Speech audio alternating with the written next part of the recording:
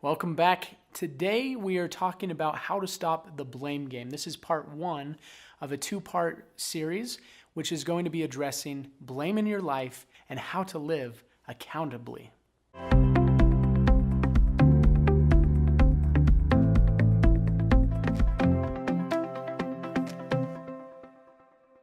How do you stop the blame game? How do you stop blaming? For those of you that are joining us, thank you for being here. And thank you for questioning how do you even stop the blame game, to recognize that blame is playing a part in your life and it's probably not healthy. Okay, it's not healthy. Or maybe you see it in one of your loved ones, that you see blame, and how can I help them to get out of this? So today, in this video, I'm going to be talking to you about blame and why blame is so destructive, and how blame can negatively impact us and where ultimately it will end up, which is not a positive place. So stay tuned for the video that will be coming out tomorrow, because that will give the solution on how to get away from the blame game for good. So blame. Those of you that have watched the other video where we talked about A Maggot's Life, The Power of Belief, the book I wrote to help families teach their children about the power of belief, I was awakened to this idea later that this book presented this message. At first, when I wrote the book, A Maggot's Life, I didn't know this message was in there. But as I went and I started moving forward and teaching my classes, I started to look for, okay, what's a message that I have to share? And as I was looking in this book, this idea came out to me that I didn't realize was there at the beginning. And I've come to call this the Maggot Syndrome. And it's this blame game that we play and we see in our society over and over and over again, this blame game. And there's three parts to this blame game, this Maggot Syndrome. And so I'm going to talk to you about that and where that leads us. So the Maggot Syndrome has three parts. The first part is blame. If you look in the book, A Maggot's Life, you look at where Fred was, the maggot. And he looked at it around his life, and his grandfather said to him, "Why are you doing this?" His response was, "Well, my parents died and left me in this dirty trash bin, and I'm nothing but a little maggot. What do you expect of me?" So he blamed his parents, he blamed his circumstances, and he blamed himself. Those are all things that we can blame in our lives. And we see people doing this all the time. And usually when we first start the blame game, it's usually an innocent desire just to not feel pain or to be happy. And so we think that if I can control someone else, if I can get someone else to take the blame, then I can feel happier about myself. Then I don't have to take the punishment. Then I can actually be happy because I don't have to deal with that painful thing. Or if I can blame them and say, well, my life isn't happy because you don't give me what I want, and if I can get them to give me what I want, then I say, oh yes, see, they changed the way and now I get to feel happy. Blame is always temporary though. Blame is always temporary. And so you look around our country and the society, you see so many lawsuits happening. People are suing people left and right, and it's all about blame, because I don't want to take accountability for where I'm at. I don't want to deal with this. I don't want to deal with the pain. So let's hurry and shift the attention to somebody else. You've heard those stories about the person that went to the restaurant, accidentally dumped coffee on themselves, and then sued the restaurant for them burning themselves because you didn't tell me that the coffee was hot. Right? You've heard these, and you've heard all these different stories, and what people sue people for is absurd. You know, and it's ridiculous that that's even in the question that happens, that we are so much trying to shift the blame away from us, or we're trying to get a payout, that accountability is lacking big time. And if you look at this, there's two pieces to this. Blame is external, so it's focusing on things outside of our control. So it's about the external, and it's fear-based. So it's external and it's fear-based. So anytime we blame, we're focused on things we can't control, and it's usually a fear of some sort, a fear of getting in trouble, a fear of experiencing pain, a fear of embarrassment. And so we hurry and shift outward. External, fear-based. We blame. So we do this. We sue the company. We we shift blame to our siblings. We're like, oh, it wasn't me, it was them, right? We see this a lot, and then they get in trouble, and it's like, I got away with that. Woo, and we teach that, and that happens time and time again. And then we have those times where our parents ask us, who did this? And we go, it was me. And then we get in trouble, right? We get the spanking or we get things taken away. And then we link to accountability pain. Like, oh, well, I was honest about it and then I got in trouble. So next time I'm not going to be honest so I don't have to be in trouble, right? That happens too. I had an experience where my son and his friend were over and they were with me at work and they were outside playing. And I was in my office on a phone call. And then these two little boys come running up to the door. And I'm like, uh-oh, what's happening? And they both run in and they're like, he threw a rock and he broke a window. And he's like, yeah, I did. So this was the friend of my son that threw the rock and broke the window. So I'm like, uh-oh. I had some stuff going through my mind. So I walk with them and we walk down around and I'm looking for this window that's broken. We walk past this window, I don't see it. And then it goes around to the front office door, and it's one of those big glass doors. And I look, and the glass is just shattered, and it's falling down.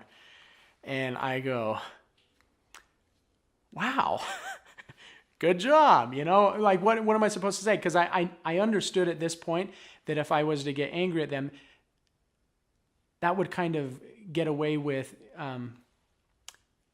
kind of destroy the moment of accountability for them because they came to me. They came to me and said, we broke the window. And so I had an opportunity here to teach a lesson. Did I want to teach them to be afraid of being honest, or did I want to teach them to be honest? So at that moment, I looked at the window. First, I was thinking, wow, this little tiny kid, how did he do that? And what happened was they were trying to throw rocks up on top of the roof. And this little boy, he wasn't very athletically inclined, so I could imagine him just like, and the rock just like goes straight instead of up on the roof, and it shattered the window, which was quite impressive because I didn't think he could be strong enough to throw it that hard. And so I thought, wow, well, we're going to have to pay to replace this door. And so I talked to him about that. I'm like, okay, well, we're going to have to pay for that, and so we'll have to figure out something to do. And so he really loved Legos. And so we found a way for him to sell some of his Lego sets to earn some money to pay for the door. Now, he didn't earn all the money to pay for the door, but the lesson is what was important, is to teach him that it's okay to be accountable, but once we're accountable, we also get to help make it right. And so that game was important for them because I wanted to teach them about that blame and accountability aspect. Because if we don't get that, then we go to the point where we're blaming, and then it goes to the next level, which is unhealthy behaviors. So I really believe that all we want in this life is we just want to be happy. We want to be happy. And so we blame because we think that it will help us avoid pain and help us get pleasure, which is short term. It's short term. It doesn't last very long. You win that money from the lawsuit and it's like, yay, and then life continues, right? And so then we're like, well, blame's not working, but I just want to be happy. And so we look around us and what do we see? We see magazines at the stores saying, hey, wear these clothes and you'll be happy. Eat this food and you'll be happy. We look out and we see people living certain ways and they look happy. And so we just want to be happy. So we go and do what they do. This happens with youth a lot in the drugs. And the drug world is you look and they're like, well, they look happy, so I just want to be happy, so I'm going to experiment with it. We go shopping. We read books. We play video games. We eat food. We go exercising. And anything we are doing with the intent to bring us happiness, I'm going to tell you is unhealthy. Any behavior you do with the intent that I am doing this to be happy is unhealthy. Because happiness is something that happens on the inside and then goes out. So anytime you try to grab something from the outside and put it into yourself to make you feel a certain way is unhealthy. And it is not long-term. It's not going to last. And so we do that. We do this thing. We shop and we feel good in the moment because we're like, wow, I got this cool thing. And it doesn't last. It goes back to us feeling empty again, to us not experiencing that happiness that we want. And then the unhealthy behaviors, once we do them for a period of time, lead to addiction. And that unhealthy behavior that we were just doing to bring us happiness now becomes an ingrained thing that's an addiction that we do over and over again, and we get lost in this addiction. We get lost. It's lost so much so that people stop seeing us as us, and they see us for the addiction. How many times have you heard someone say, oh, well, they're just an alcoholic, or they're a shopaholic, or they're just a gambler, and then we call them their addiction. Now get this, they are not their addiction. That is a behavior they are doing that's unhealthy. But because it's become an addiction, because that's become so much a part of their identity, people start calling them their addiction, and we lose sight of the person. So I hope you get this, and that in your vocabulary, when you're talking about people, please don't call them their behavior. See the person behind the behavior. Because here's what happens. We get to this point where you're like, I just want to be happy. The unhealthy behavior wasn't working.